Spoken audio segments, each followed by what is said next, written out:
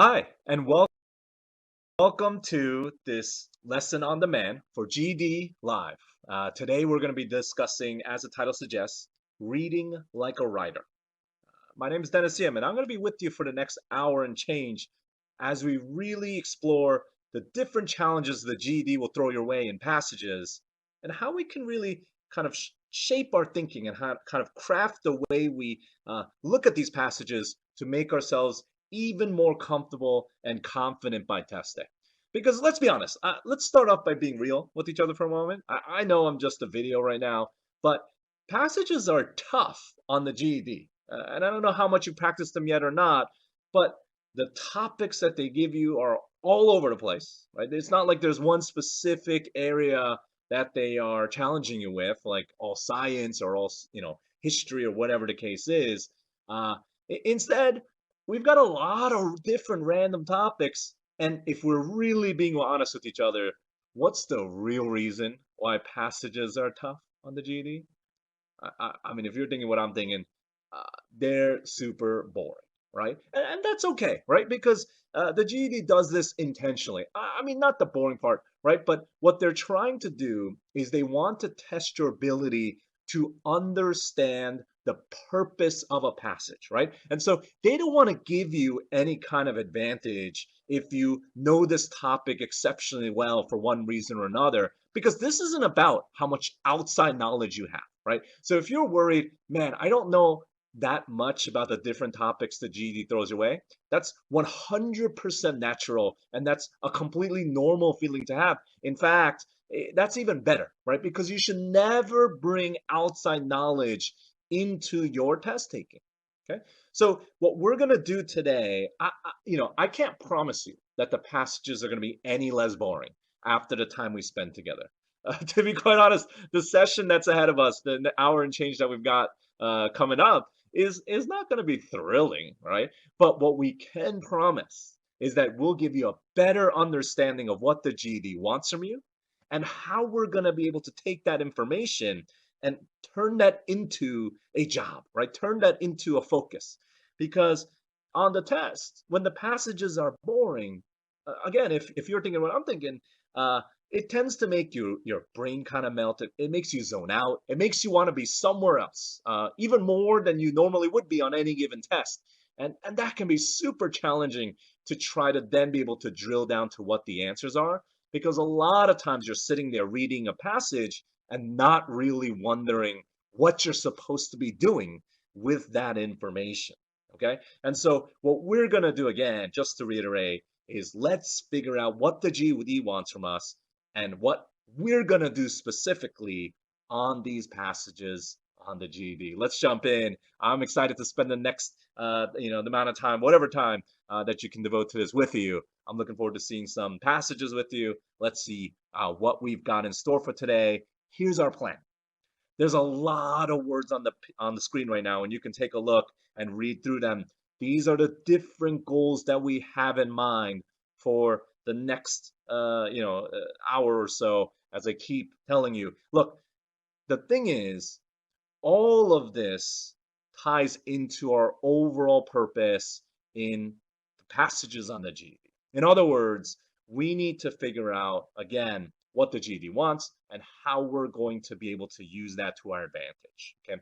And so you'll see a lot of things here that talk about, well, let's just look at the first verb word of each bullet point: summarize, identify, make inferences, right? Determine and explain. In other words, we need to be able to boil this down to a science. We need to be able to say, there's a passage in front of me.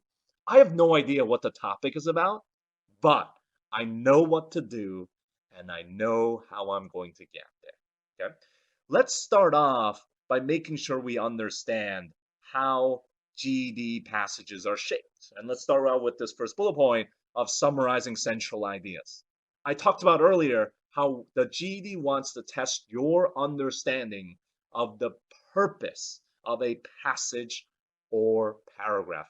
That's what summarizing central ideas or themes mean, right? And so, in other words, when you're being asked to find the central idea or theme, it's the what, right? Here's the thing: the passage could be about really any random topic, right? We're going to see a passage coming up about, social media, right? And when we see passages or any kind of reading material in our daily lives, we tend to look at it in a couple different ways, right? One, we read it and we kind of immediately try to understand, okay, well, what can I glean from this? Or in other words, when I read this, what am I able to learn? So in other words, you want to take that information and you transform that into an opportunity to learn more about social media, or there's one about a TV show that kind of flopped. What can I learn about this? What can I take away? What can I use at a dinner conversation later? You are not going to be doing any of those things with GD passages, right? And again, that's because the topics are all over the place, but also because that's not what the GD wants from you, right? The GD doesn't want to test your ability to be able to soak in the knowledge, right? And so what I mean by that is you're not, this isn't like a situation where they say, here's a passage, you've got to read it, and now you've got to test yourself on it later on. That's not what they want, right? What they want is for you to be able to take it backwards, right? Not forwards. Don't take the information with you to wherever you're going. Instead, realize this is an open book test, right? And so you want to be able to instead kind of simplify it down to what was the author thinking when they first decided to put this passage together. That's the central idea or theme that is going to reward you in terms of points. Okay, and so let's make sure you're super clear on that. Your job on any GD passage is to find the purpose of the author. Your job is not to become a subject matter expert or to learn more about any given subject. Okay, and then the second thing, as I mentioned earlier, is a lot of times we read something and we kind of take sides, right? And sometimes the passage may not be an argument, but we tend to kind of interject our own opinion. We form an opinion about it, right? So in other words, if the passage is about social media, some of you may be like, yeah, social media is awesome, right? It helps me stay in touch with everybody, right?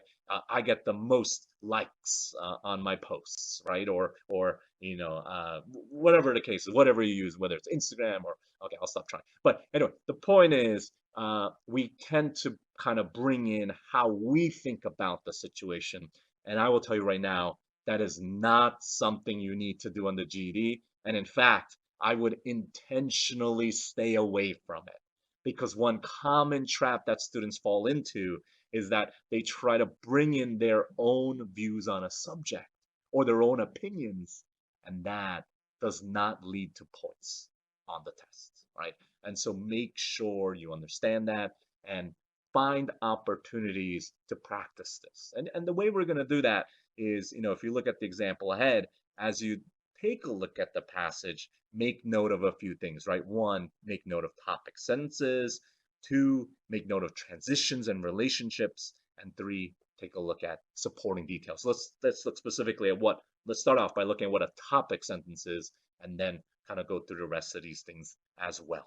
All right. So topic sentence, usually, I would say just you can think of it as the first sentence of a passage in a nonfiction or informational text. And it's going to give you right away some of the information you're looking for. It's going to tell you what the GED or this particular paragraph or passage is talking about. And in this case, the paragraph is what we need to be able to understand a little more clearly, right? So in other words, we look at this following paragraph, and it's not a long one, and I'll just read out the topic sentence. It's in Canton, Ohio, we take our desserts seriously, right? And well, that's the thing. That sentence right away tells you what everything else is going to tie back to. Everything else in that paragraph is going to give you information about why desserts are so serious in Canton, Ohio. Okay, and so that's the way you got to think, right? Like, do you really care about desserts in Canton, Ohio? And if any of you are from Canton, Ohio, or have been there, great. I love that. That's wonderful, right? But on the GD, when we're trying to get the points so we can crush the test, Is that what we're going to have an opinion on ourselves? It's not going to help to bring in outside information. It's not going to help to become emotionally invested in the topic. The reality is, we just need to figure out why the author put this together. And so that's really one thing you always want to look out for. What is the topic sentence telling you in these situations? Okay.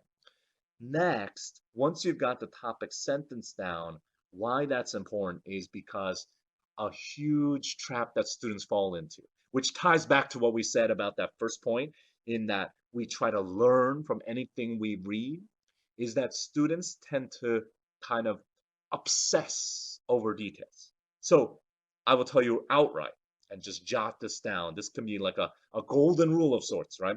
But one way to really improve your efficiency with passages, and one way to kind of improve your attention level, right? Or your attention span, right? How do you stay in the game? You don't obsess over details, right? Because there's going to be a lot of information in any given passage about any given topic, whether it's desserts in Canton, Ohio, or whatever the case is. But you've got to realize that those details are only there to support the central theme. Look, you should read it, right? You have enough time to read every word carefully, but you should not sit there memorizing the different names of candy stores or the dates in which they were created or what their candy specialty is.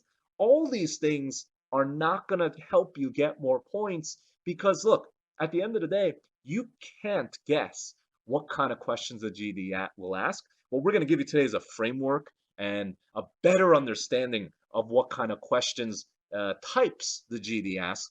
But here's the thing, if they ask about a detail, you can always go back.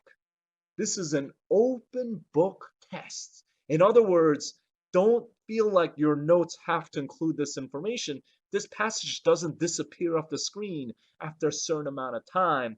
The more you focus on these details, and again, let's be honest, we don't care about these details to begin with, that's when your brain turns to mush. And that's when things start to go south on test day, right? So in other words, think about how they support the main idea. The strong preference for one store or another, it supports, again, the topic sentence that desserts are taken seriously. That's really all we got to know. I'm going to challenge you when we look at passages together in just a little bit to really, really think about how can you simplify the main idea, the central theme of a passage to only a few words. That's your job, right? Your job is not to make notes that are longer than the passage itself. Well, one, you don't have time for that, and two, that's not going to help you. Your job is to understand the author, hence the title of this time together with me, Reading Like a Writer. Always think about what the writer might be thinking when they put this passage or paragraph together. Okay. Now, where this gets tricky though, and where, and we talked about transitions a bit, and we'll definitely talk about those even more. But where this gets tricky is where now I know the central theme. Now I know why the author wrote it, what they were trying to get across to me, and I know here are some details that back that up. The part where it can get challenging is when the GED asks you to take that one step further, but again, not with your opinion, but using the writer's opinion, right? And so the first skill that we need to keep an eye out for is making inferences, all right? In other words, the author is going to imply certain things, but they may not directly state them in plain writing, right? And that gets a little tricky then, because the question is asking about, what might the author believe or what might the author think, and they never really quite told us that. But that's the skill that the GED wants to test you on, right? And I don't mean to get so excited about this, But this is where you will separate from the rest of the pack. This is where you will crush the GED because you're going to be able to understand how to take this information and transform it into an inference, right? And so as it says here, an inference is when you take information that's provided to you and you're able to kind of say, what must be true given the information you have, not what might be true. Right? And I'll give you an example, right? So, to calm our puppy down, oh, we love puppies, right? We head to the park for 1 hour of exercise with the other neighborhood dogs, right? Okay, so I don't own a puppy. I'd like to one day. My daughter's crazy about them, right? But I have definitely been to dog parks, right? I have definitely a few close friends who own wonderful puppies and dogs. And so, but the thing is, like, when I go there, things are crazy, right? Like, there's this thing, like, it's just a whole bunch of stimulation, right? Like, whole bunch of dogs barking, whole bunch of people running around. It's usually super crowded. And so to me, calm this is where you go to calm your puppy down. What's the deal, right? And they didn't tell you directly how the puppy is going to be calmed down, but this is where you take kind of for granted information, right? So in other words, this is where you take basic information given in the sentence, paragraph, or passage, and you're able to transform that into what must be true, right? So it's maybe not necessarily the time at the dog park that directly leads to calming. But wait, if I'm spending an hour with that kind of stimulation and I'm running around going crazy, right? Then I guess it gets the puppy tired, which is then the state that you're trying to achieve of the puppy being calm, right? So this is an example of a inference that makes sense, right? And this is the kind of thing that you want to keep an eye out for. Again, don't take it too far. This is where students get into trouble. When they try to take inferences further than what they're given, they try to take it. Maybe you're a dog walker or have been, right? Or maybe you have a ton of puppies at home and you start, or you've done a lot of research, or or whatever. You watch, the Dog Whisperer on TV, or whatever the case is. You can't take it beyond just the basic information that you have provided to you. Extreme answers are usually trap answers when it comes to inferences. In other words, maybe if the answer says something like, this is the only way to calm a puppy down, right? Or this is the best way to calm a puppy down. Yeah, that's going too far with the information that you're provided. So you have to make sure that you're always thinking about ways to only draw inferences to a certain point, right? And that's the line we're going to practice and make sure you're comfortable with before you get to the GED. But again, this is one of the major challenges you'll face when it comes to passages on the GED itself. All right, so another thing you want to think about, which is very much related to this topic, is being able to draw conclusions. And what that means is, just like inferences, when you have a conclusion, you have to figure something out that the writer has not directly stated. And this time, many times, you have to piece kind of multiple pieces of information together. So it's like a mega inference, right? Because the conclusions that you get are going to be related to the paragraph or the passage as a whole. I wanna kind of highlight that here, because as a whole is probably the part that students sometimes miss when they're thinking about drawing conclusions for themselves on a given question. Okay, and so for example, if I give you this paragraph, oh, it's pretty long. I mean, if you want to pause for a second to read it, definitely go ahead. We're going to be doing a lot of that coming up as we practice some sessions together. So pause whenever, and then when you unpause, I'll still be here, right? I'm not going anywhere. So here, take a second. And if you have read it, and even if you haven't, right, you can kind of tell from this language that seems pretty formal, right? And what's missing, in my opinion, for a thank you or response to a uh, application is that there's no personal information, right? To me, this feels like a copy paste job, right? A situation where maybe a hiring manager or whatever the case is, or maybe it's just an automated response, right? In any case, that's the kind of conclusion you want to draw. Hey, thank you for the resume, lack of personal details. This must be something that is a form letter, just something that is a template that's sent out to job applicants, right? And so again, think about the purpose of a paragraph passage, not really trying to learn from the passage itself, but think about, where it's coming from, how it's coming. That's how you're going to be able to really, again, not just get better at passages on the GED, but stay more awake on passages on the GED, meaning stay more engaged, right? Not dread every passage that comes up, and also be way more efficient, be way more on point with getting to the information as quickly as possible. Okay, and let me kind of restate that by saying you need to invest the right amount of time in any given passage, enough to understand the author, but not too much. Because if you invest too much, that's when you start losing your attention span and your energy. Because not only is time limited on the GD, but also your energy level will be limited as well.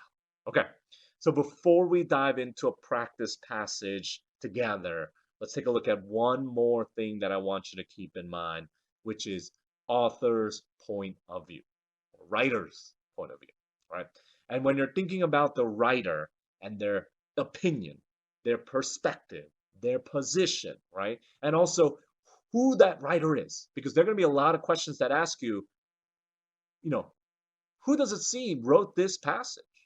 Right? So in other words, we need to take into account the tone of the passage, whether it's positive, negative, whether it's opinionated, what did the author say? So I'll give you an example. If I give you this particular paragraph, well, who? Who wrote this? Right? What is the author's point of view? You know, there's a lot here, but even that last sentence, seeing a play often envelops me in energy, right? Practicing GD passages envelops me in energy. Okay, said no one ever. But in this particular case, you can tell that this writer or this author is someone who likes the theater, right? And again, when you're reading a passage, if you felt the burden of trying to learn all the information, all the details, all the facts, or the statistics, that is soul crushing. That's so tough. You can't do that in a timed environment. That's unfair, right? Unless you've got photographic memory.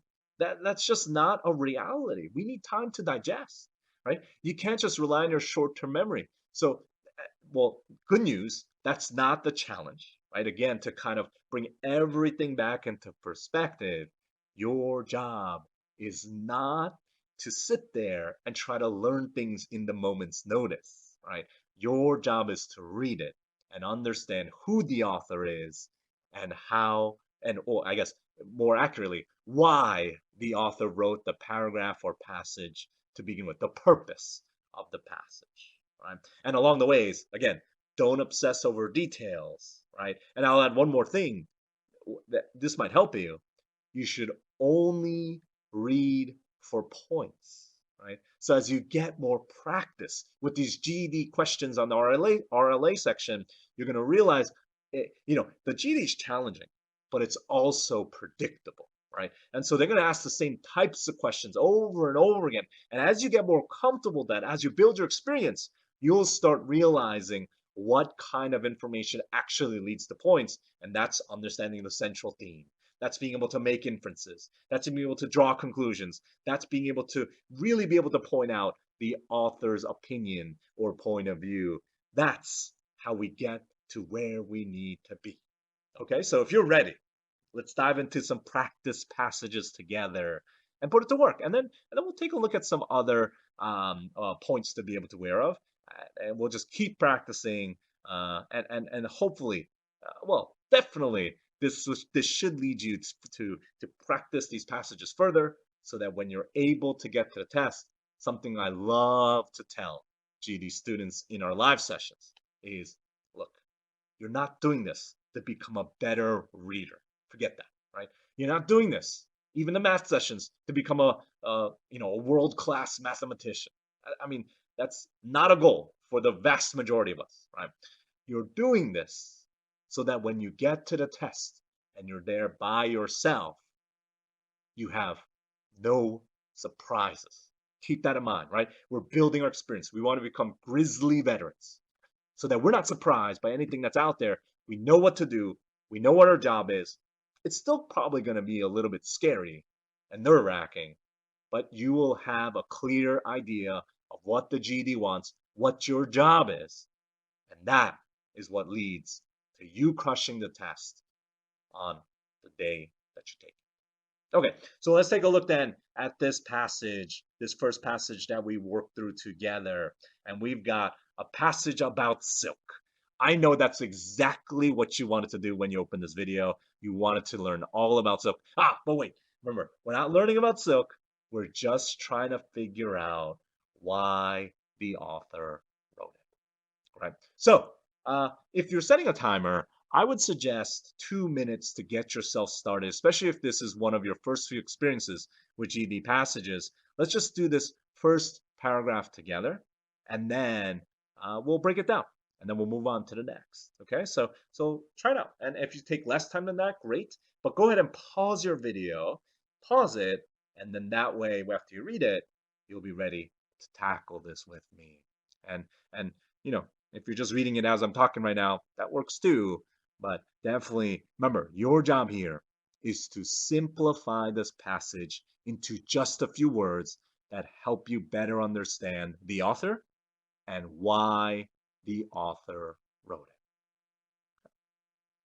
Oh, well, if you've paused and you're back, you can kind of tell that there is a theme here in terms of what they want to talk about. And also, here's the thing. This is one of the more challenging types of passages on the GD because there simply is no opinion of the author, right? In other words, this feels like something I would read in a encyclopedia or Wikipedia entry, right? Like it's a situation where it feels very generic, feels very informational, and it's just talking about the historical importance of silk. Fine, great, wonderful. All right. And also, if you're with me, you're thinking about, hey, it also told me why it's expensive. Great. That's all I really got to know. I don't need to know specifically why. I don't need to know when it was made. All I got to know is it sounds like when the author started writing this paragraph, they wanted to just share some information about silk, about its history, silk history, and why it's more expensive, right? Or just why it's expensive in general. Okay, so fantastic. So then let's move on because that's all you need from this paragraph. Okay, next paragraph. Whoa, there's a lot of words here already. Even the first word, sericulture. Hope I'm saying that right. In any case, take some time, pause the video, and see how you can simplify this passage without getting bored out of your mind. All right, and if you're back and not sleeping, you did a great job because when we look at this particular passage, really all we got to say is, hey, they were sharing its origins, right? And you can use whatever words you want. These are your notes, not anyone else's. And it's spread across the world through trade. Everyone is into silk now. Okay, so I'm looking at this particular case, and I now have this information. Let's take a look at some questions together to knock it out. With the questions you see, I would recommend you spend about a minute, right? And what goes into taking that minute is the GED knows how its students think. So in other words, when you're looking at any given question on the GED, you know, a lot of times as students, we tend to immediately look at the answer choices. And I got to tell you, that is the GED's one opportunity to really be able to trap you. And so to avoid that, to avoid them playing this nasty game of inception on you, right? Like, who thought of the answer? Was it me who thought of the answer? Or was it the GD who fed me the answer and made me think that I thought about it? Blah, right? But that's not the game you want to play, because if you do, you're continuously going to fall for the GD's traps. You're going to fall for them being sneaky in the way they write the answers to make them sound familiar, to make them sound intelligent. We need to avoid that. Right? And so the best way to do that is to utilize your passage map, is to do your research with the passage that's in front of you. It's an open book test. And so, for example, in this one that you've got, you're looking at this question number 1. Purpose of the passage is to, well, let me look at my notes. Historical importance, reasons it's valuable, its origins, it's spread across the world. There really wasn't an opinion. It was super dry. And that's okay. That's something you do need to determine, because there are going to be passages that are definitely opinionated. So from that, I mean, for example, I'm going to get rid of criticize. That doesn't make sense, right? There was no opinion there. This wasn't made to entertain me. And if it was, it failed, right? No, but in reality, right, this wasn't kind of written in a way to make me be excited, right? So, did it explain how the fabrics are made, the process? Nah, it was talking about everything else that went into its history, its origin. D is definitely our answer, right? That's the way you've got to think. You have to have an idea of what you want before you look at the answer choices. Otherwise, you will find yourself, and if you already do this, that's exactly what you want to avoid. You want to make sure you avoid picking the one that sounds good, right? If it sounds good, I mean, if it sounds good, it could be the right answer. Some of you may have definitely thought that D sounded like the right answer and you picked it. But just don't rely on that as your one guidance on finding answer choices on test day. That's when things get risky. Okay. And something else I'll throw your way is that, in the minute that you spend here, right, don't feel like you have to, how do I put this? Like, you don't need to find the perfect answer, right? In other words, they're going to make wrong answers sound even better than they should. And they're going to try to make the right answers sound a little more vague than they should as well, right? Because they've got to blur the line. They've got to create a situation where the wrong answers are tempting, right? But the reality is only one answer is correct.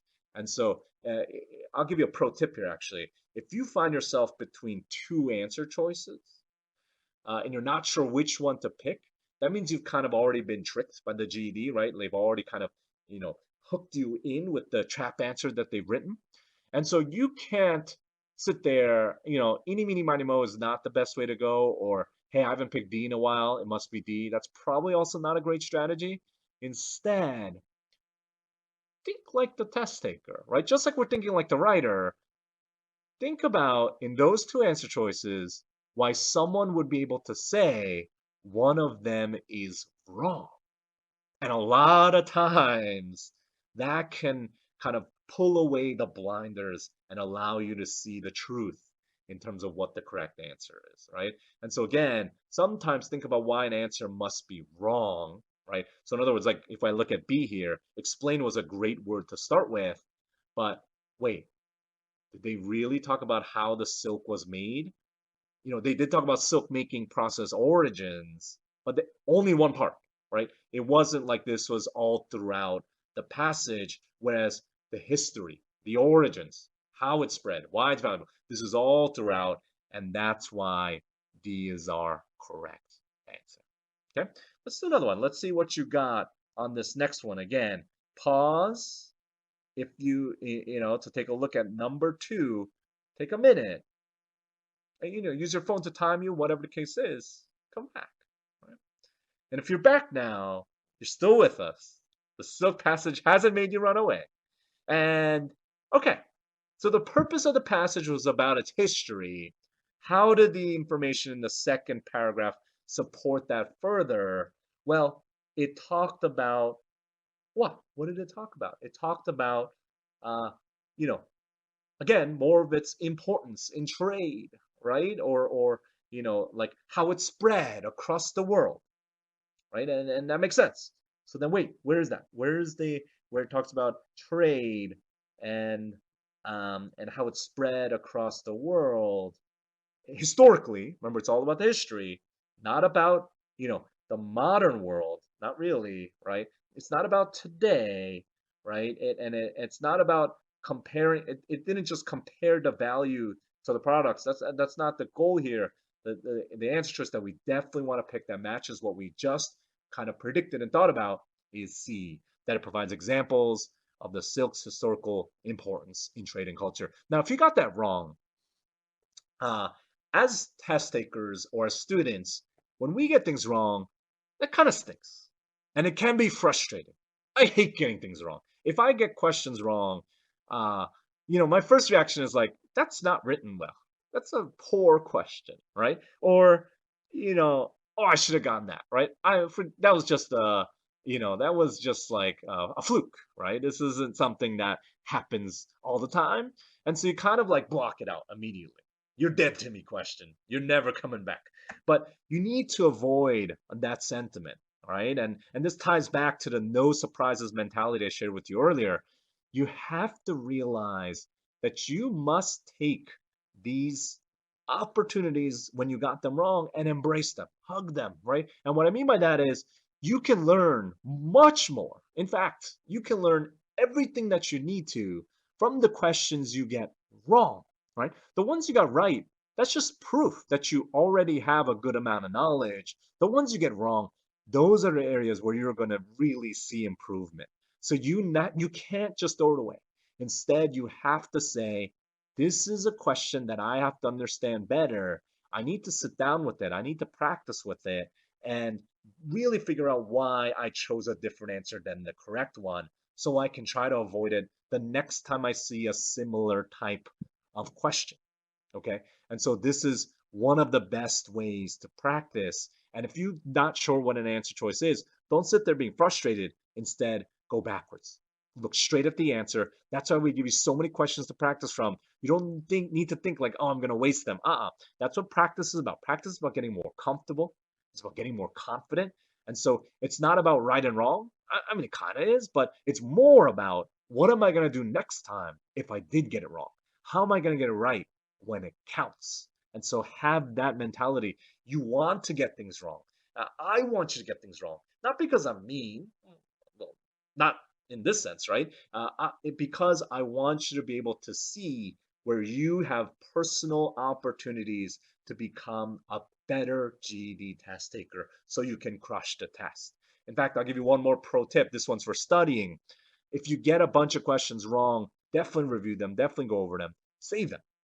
And in a week or a month or however much time you've got where you think you've forgotten what those questions asked about, go back and redo them. And you're going to see how much your brain is able to store away in your long-term memory to be able to make sure you get it right the next time you see it. Because this is not a test you cram for, because they're not testing your memory of facts. They're testing your ability to execute a game plan. That game plan doesn't is not something you cram for, it's something you use over and over again consistently, and then your brain is able to internalize it. That is what we're trying to do today with the practice that we're doing with these passages.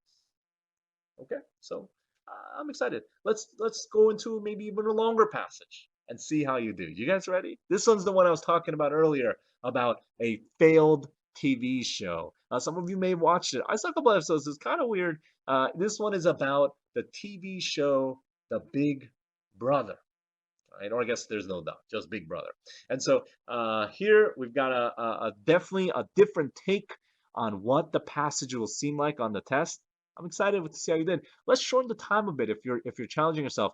Let's try to spend a minute and a half on this and really boil it down, simplify it down to a single few words. Go ahead, take a pause, And when you come back, we'll simplify this. It's written very it's drastically written very differently from the one just before. All right, you back? You ready? Here we go. We've got this passage, and pretty much it's saying that Big Brother was bad, terror bad, right? And not just bad, really bad. It was so bad.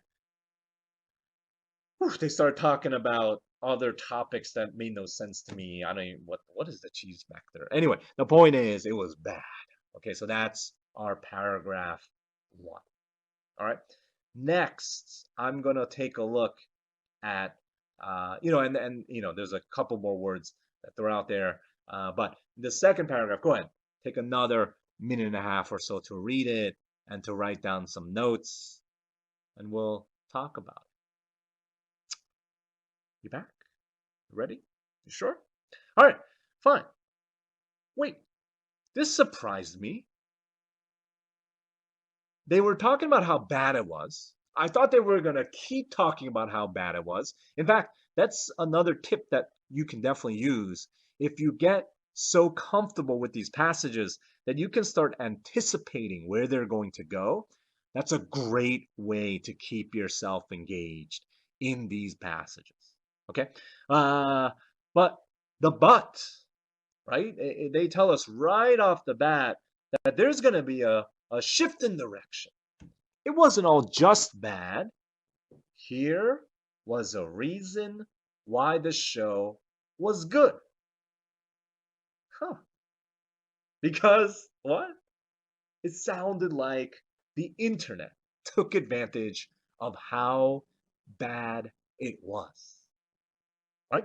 And so what did they do? Well, let's take a look. Let's take a look at this next set of writing. Take another minute or so here, minute and a half here. Pause. Ready? Cool. Yeah, internet SaaS. It was internet gold, right? And the writers turned that terrible TV to internet gold. And then paragraph 4, the writers started to get a little cheeky here, right? And and then finally it kind of goes back to saying, look, this is this whole paragraph is about ridiculing the Big Brother. This entire website was set on ridiculing the Big Brother. Okay? And they ended that up by saying there was a lot of commentary. Okay, so lots of commentary, a lot of information, and great.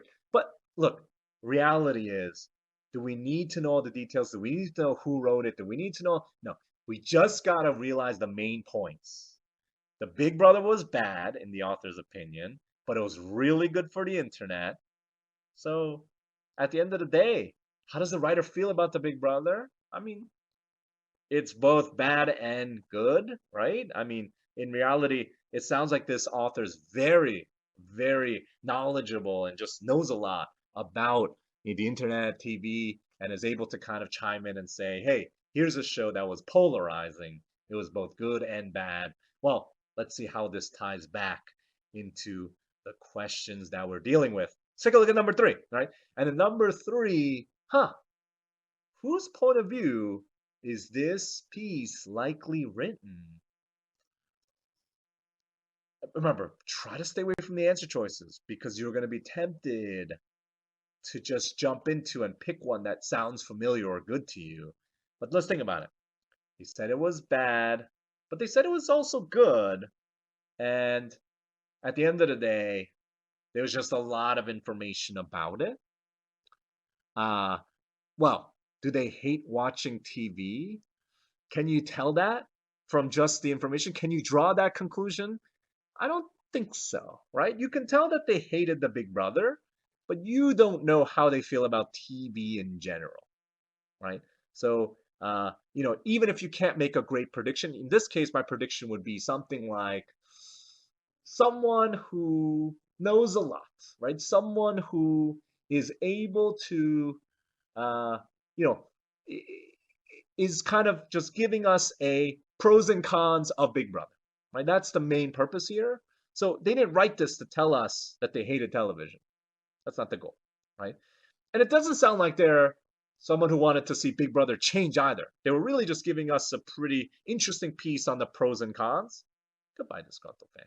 And there's no indication that they're a script writer, right? So even if you weren't able to make a prediction, they reference some script writers, but there's no indication that the writer itself of this passage is a script writer, and that's why all we can tell, the safest answer and the one that is absolutely correct, the one that doesn't take it too far, is C.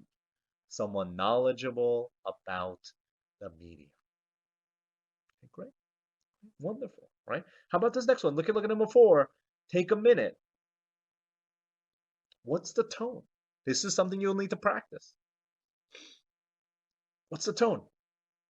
I mean, it was kind of fun to read, right? It was kind of like, it definitely wasn't like something you'd find in a textbook, right? It was kind of like an opinionated, like in a, it's like a funny review of the TV show, right? And so, what does that match?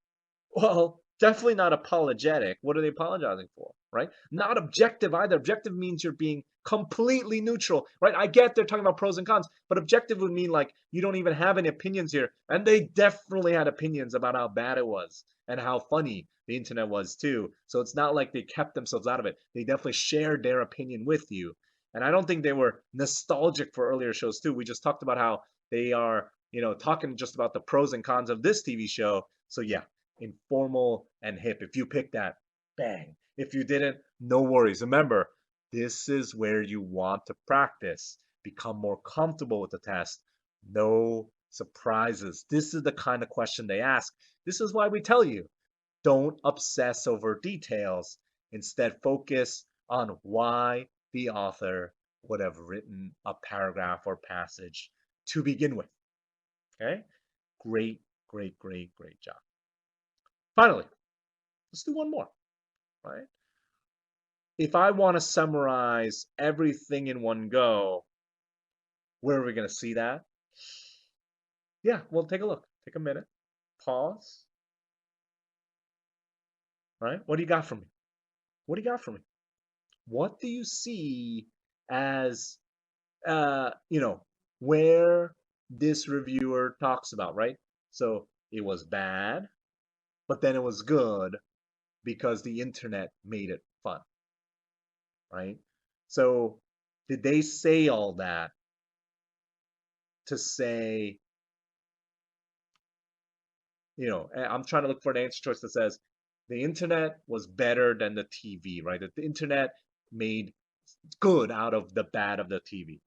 So the TV show was so bad it was funny. That's really tempting. I see a lot of people pick B sometimes because you're right. It did talk about how it was so bad, and then the internet made us funny. But what this is missing is the internet, right? Because the internet is a key portion of what the author is making a point about.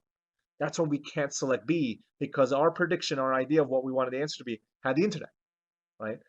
Oh, C has the internet in it, but wait, it was the point to say that the writers on the internet are better than TV writers, maybe in this case, but not generally overall, right? D doesn't have anything about the internet, and they didn't really talk about how the 10 people were the problem, right? I mean, they kind of made fun of them, but that's it. Yeah, boom. If you picked A, wonderful work. The reviews were much more interesting than the TV show. That's our answer, and we're ready to keep moving on. Wonderful, wonderful work in this question. Let's take a look at one more question before we look at a couple more skills that you want to be very aware of for this section. All right, take a look at number 6. Take a minute. What do you got? What does this statement mean? Again, this is tying back to the author's opinion. You got it? You got the answer? Yeah, yeah. The opinion that's supported here that this guy would have yawned. And I guess this dude right?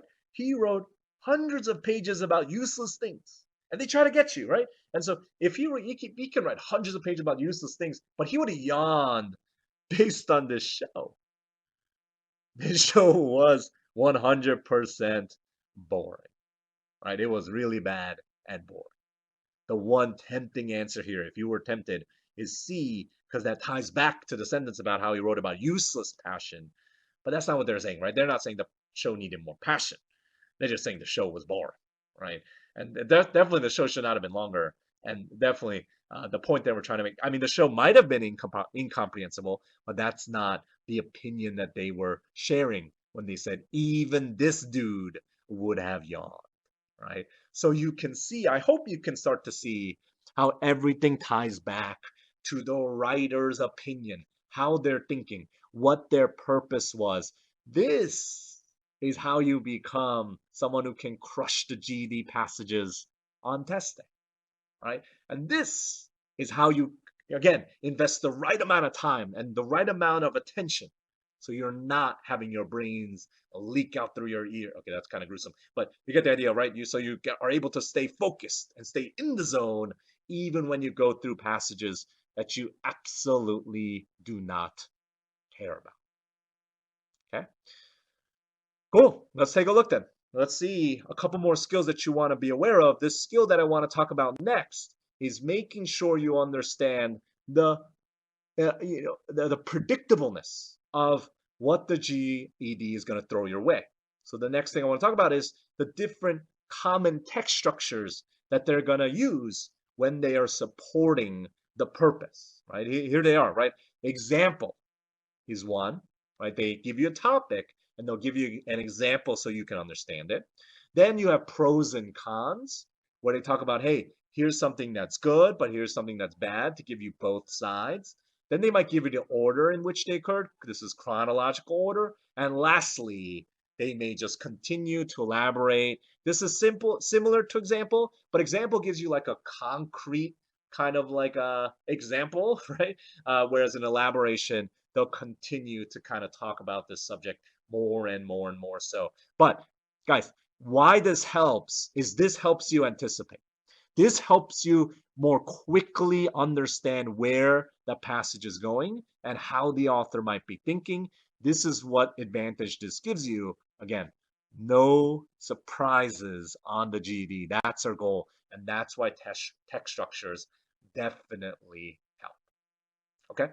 And then look, there are transition words. There are words that can help you better understand that, right? In other words, goes back to those relationship between thoughts that we told you to keep an eye out for. You want to look for that, right? So if I see, for example, for instance, such as, to illustrate, that's an example type of transition. That's something you want to definitely keep an eye out for. And so, you can take a look at this and be aware of it and be able to use this when you're working through any given passage. You'll be able to better understand how these structures are set up.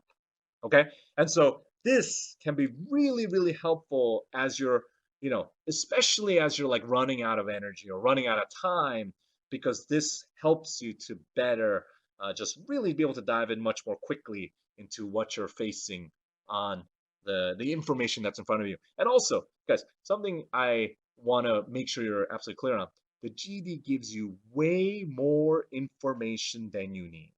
The passage that's being thrown your way has so much information that you are never going to use in the answers. And that ties back into, again, look, don't obsess over details and only read for points. Okay? All right, let's put this to work and let's take a look at another passage together. And what we're going to do here in this passage, it's a little bit different, right? Because what we need to be able to realize is we need to figure out how this text ties back in to from one idea to another. And what's challenging in this next one is that it's not just text that you're going to be asked about.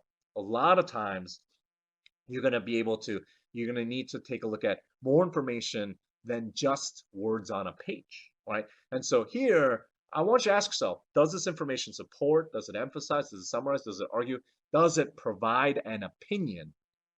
And what I'm alluding to here, what I'm trying to say on the GD can be an additional challenge is that there are going to be times, especially in this next passage, where they give you a comic, right? Or in the GD's words, a infographic, right? Which I know sounds like a lot less fun, but same deal. The same way you're tying information together using transition words, the same thing you're going to do on infographics, except you're going to go from text to graphics, from graphics to text, to be able to better understand the opinion or the purpose of the author. That has to be your goal. So same thing we do with the passages. Ask yourself, what's the main idea of the text? What's the subject of the graphic? What is the, what part of the text does the graphic refer to? And then lastly, hey, what does the graphic do? Does it support? Does it provide additional? What is it accomplishing? What is its purpose in this situation? Okay, so yeah, if you thought it was going to get more fun with the comics, probably not. It's just going to be an additional challenge of making sure you can boil it down and simplify it to exactly what you need. And look, you gotta practice with it, because if a picture's worth 1,000 words, you don't have time to think about all those 1,000 words. You've got to really hone in on what the author wants to do. All right, so you guys ready to read about social networking, social media? Hope you're ready. All right, so we've got this next paragraph coming up, and we will tie this all together. I will do it has 3 paragraphs, and again, I would say ideally you're spending about a minute per paragraph. You got to really train yourself to do that. But if you have to spend longer, look, take your time, pause the video, do what you need to do. That's why we don't add a timer here.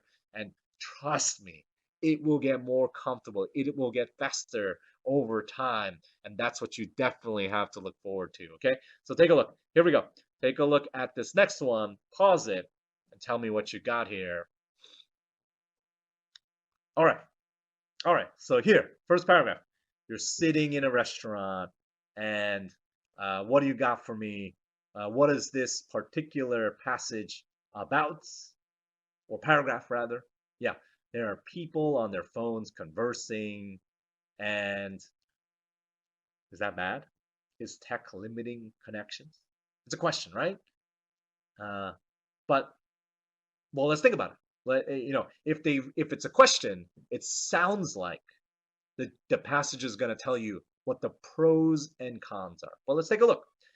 Paragraph 2 starts off here, and it sounds like it's already positive in nature, right? It already talks about how social networks are allowing us are becoming broader, right? So let's take a look at this next paragraph. Take some time here, take a minute to a minute and a half, and you can see if they continue to move in that direction. Keep an eye out for those transition words. Take a look. Yeah, yeah. And if you're with me, they're just giving you more examples of how it's made it broader, right? You know, I love all these things: grandparents, newborn children, soldiers, right? But the reality is, these are all examples. That's all we got to know. Moving on, right? And then if you're looking at paragraph 3, oh, already I can tell. Now they're going to talk about the cons, or in this case, the costs of social media. Dun dun dun, right? And so, what are the costs? Let's take a look. Let's wrap this up. Pause if you need to. Take a minute. Yeah, yeah. Well, what are they talking about here to follow us up? More examples, right? More elaboration. It takes time away from other people, and it can be superficial at times. Now, guys, this is the kind of passage where I have the most trouble in keeping my personal opinion away, right? It's so easy to have a thought on this because you can relate to this, I'm sure, in a lot of different ways, whether you're watching cat videos all day or whatever the case is. Okay? But in any case, you have to stay away from that. You need to stay focused on why the author wrote it. That's what you've got to be on the lookout for. All right? So then, finally, let's wrap this up by looking at the comic that I promised you. Fun, right? This one, again, take some time with it. Take about a minute. Think about how this ties together. This infographic, right? If we're going to be proper. And what do you got for me? What is this infographic telling us? I mean, if you're going to be literal, it's a woman who's having friends over to look at their phones. Fine, right? And I mean, it's well, let's think, there's a deeper meaning to it, but at least at surface level, this is what this graphic represents. And let's tie that back to the text in a moment. Like, is this a good or bad thing? I don't know. And that's not your job to judge, right? Your job is not to bring your opinion. Your job is to stay focused on the authors. And remember, the author finished paragraph 1 with that question, and then proceeded to tell us some pros and some cons. All right, so let's take a look. Take a look at number 7. Take a minute here, and then pause, come back as you always do. Don't leave me. All right, and if you're back, number 7. What is the topic of the passage and the graphic? It's talking about how social media is good, how it's bad. Really, if it's staying in that sense neutral, it's not just the limits. It's not just the expense. It's not just the good things, the maintaining. It's how our interpersonal connections are affected, whether it's for good or bad. Fine. Let's keep moving. Right? And then looking at number 8. Well, what's the purpose of the passage and the graphic? Well, I'm looking at this, and purpose of the passage and the graphic. Is it good or bad? Right? Isn't that the question? Is it good or bad? Yeah. Huh. It's not saying we should suggest a new form, right? Or it's not just talking about ways we communicate. It's really talking about how it's good or bad. That's answer choice D. If you pick that, boom. If you got it wrong, even better, because you will be able to review and practice and make sure you're able to understand why this boils down to that question, right? This is the drawing conclusion part. Is this a good or bad thing? That's what this passage looks at in this situation. Okay. Wonderful, wonderful work so far. Okay. There's always, we got to be ready for a question that specifically asks about the graphic. So take a look at number 9 here. Take a minute, pause, as per the usual. What do you got for me? What does it support the author's point of view? So sneaky, right? Right? All you've got, look at how the question's phrased. Which of the following details, like what about this graphic helps the author's point of view of whether it's good or bad, right? And the fact is, the part that you've got to be on the lookout for is that her friends are coming over to use their phones, and the author saying, is that a good or bad thing, right? So in any case, it's not the fact that the woman is alone. That's not the point of it. It's not the fact that the woman has a computer nearby. That's not the point of it either. And it's not that she's having friends over. The point is that the friends are coming over and they're going to use their phones. So you see how specific we need to get about what is it about this comic or this infographic that actually ties back to the author's writing. Hope you see that, right? Definitely take a look at that and be aware of that next time you see an infographic in play. Because remember, the GED is challenging, but it's also very predictable. Cool. Great job. All right, let's do one more. Let's do one more on this passage, number 10. Ooh, let's see how you do on this one. See you in a minute on this drawing conclusions question. Pause. You back? Cool. Ooh. What do they support in terms of conclusions? Again, don't look at the answer choices. right? Which of the following conclusions, at the end of the day, what does it tie back to? It talks about the pros and cons, but then the comic is decidedly, I mean, if we're being honest, that's a con, right? Like you don't have people come over together to sit in a circle and use their phones, right? Uh, that's a conclusion we have to draw, right? Whether or not that's your opinion or not. Some of you may love that, right? I know there's some games that you can play on the phone or whatever the case is together, but like the reality is, if you're in person, I mean, that seems to be what the passage is alluding to. That's what we have to kind of think about. It's not whether we like it or not. It's not how we feel about it. Because remember, the passage could have been written completely about the pros of social media and how it's so awesome. But in this case, the way the passage is structured with the question of is it good or bad, but kind of already we can tell it's being a little bit negative because it says it affects communication. And then it talks about the pros, but then it definitely ends and concludes with the cons here. You know, the author is saying, look, social media has its benefits, but at the end of the day, not great, right? It can be bad, right? And here's the thing, A, C, and D were also all positive, all similar, right? And that should have given you a clue that the passage on the graphic is not going towards just the positive things about social media. This is one of the more challenging questions on the GD. So if you got this wrong, no worries. The answer choice is definitely B. You're talking about how it can adversely impact human relationships. But that's the kind of thing that you want to get practice at. You don't need to list all the different ways that it's good or bad, but you have to read it and understand what the author might be thinking.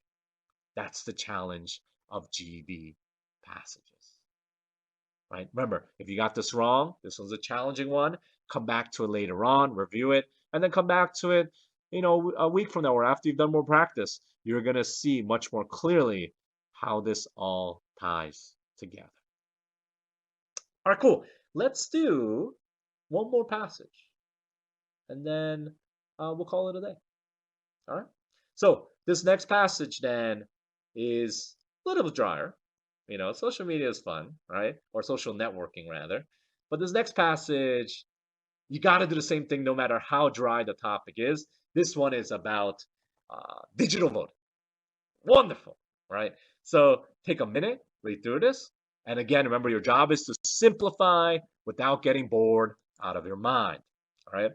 Take a minute, minute and a half, 2 minutes, however long you need in practice, and pause, right? Because you need that time to be able to kind of think about this.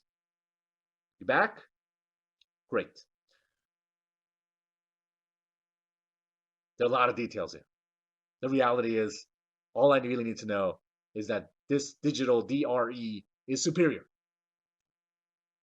And the other ways were bad. These are some flaws, some examples, right? Great. Let's keep moving here, right? How are they going to go next? What direction? Well, let's see. Pause, take a minute, 2 minutes, however long you need. But again, your job is to simplify to just the purpose. Don't obsess over details. What do you got for me? Yeah, well, there's a mechanical lever. It's kind of telling you where this is going. Then they talked about electronic, but then they did talk about glitches, right? They talked about situations where things can be a little tricky, right? And so, we've got to move forward, right? And in paragraph 3, when we read it through, well, pause again, take a moment. Now we are in a situation where it's all electronic, right? And what do they say at the end? They close by stating it is the most secure and accurate voting system available. Wonderful. Guys, I really need to know about the DRE. I know you did too, but let's transform this into points. and close out our time together.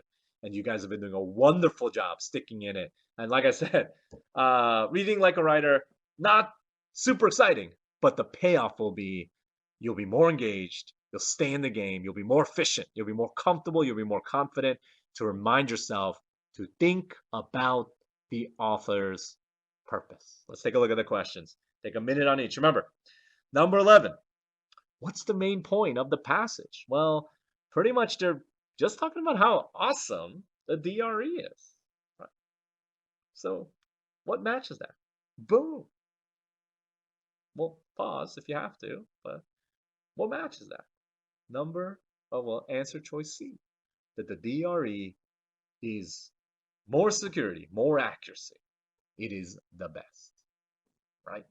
Great. Let's keep moving. Number 12. Which of the following is evidence to support that argument? Right? Do you remember how it's structured? We'll take a minute. Ready? When you look at this structure, he talked about all the things that were bad, right, about the other voting systems.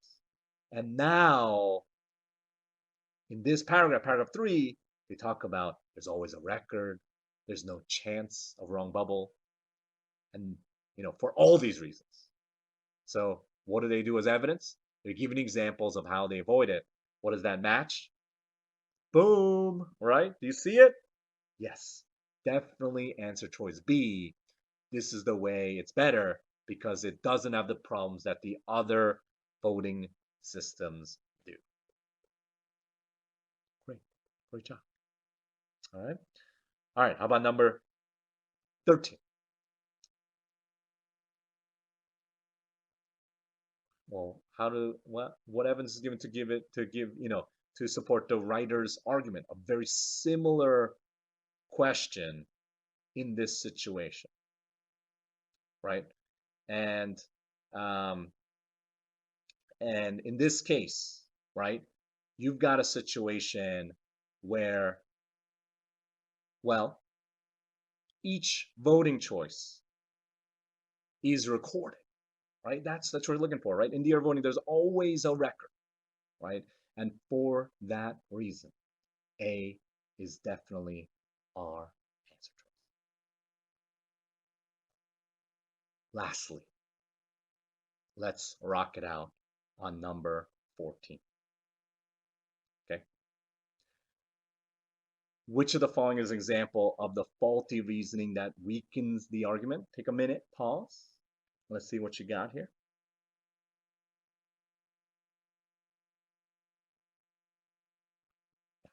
Yeah. Think about this. This is again one of the more challenging questions on the GED. But think about what you've got here. Again, how did it fix or how did it make it better?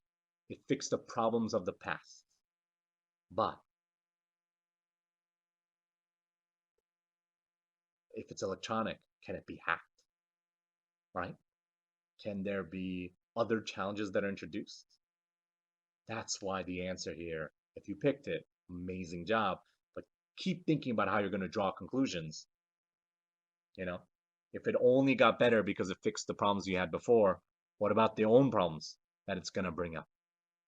And so this is definitely something to keep in mind for when you tackle passages in the future. Guys, you crushed it in the time we had together here. Here's a reminder of all the things we talked about. Summarize those central ideas. It's all about the purpose. Don't obsess over details. Only think about how it supports, right? Make inferences, draw conclusions. That's the most challenging part, right? Don't take it too far. Avoid extremes, all right? And use the author's point of view or opinion to be able to, simplify the information you're given and only look at the parts that help you understand the author. And then lastly, look, explain how the structure shapes the meaning, right? In other words, think about the purpose of sentences, of examples. That's everything ties back to the author's purpose. And don't get frustrated, guys. Remember, if I can leave you with one kind of note, it's that You got to have the no surprises mentality. Keep building your experience. Through your practice, you're going to get more comfortable. You're going to become more confident. And you got to embrace your mistakes along the way. That's how you get to the test and you're ready for whatever the GD throws your way and you're able to crush it. Guys, it was a pleasure working with you in this lesson on demand. Look, if you got questions between live sessions, email us at gdhelp@kaplan.com. We are here to support you. We are here to help you. And we are here to make sure you'll be ready for anything the GD throws your way. This is Dennis Sim signing off. Hope to see you soon in a live session or in another lesson on demand. Otherwise, keep working at it. You got this. We'll be there to help you as well. See you soon.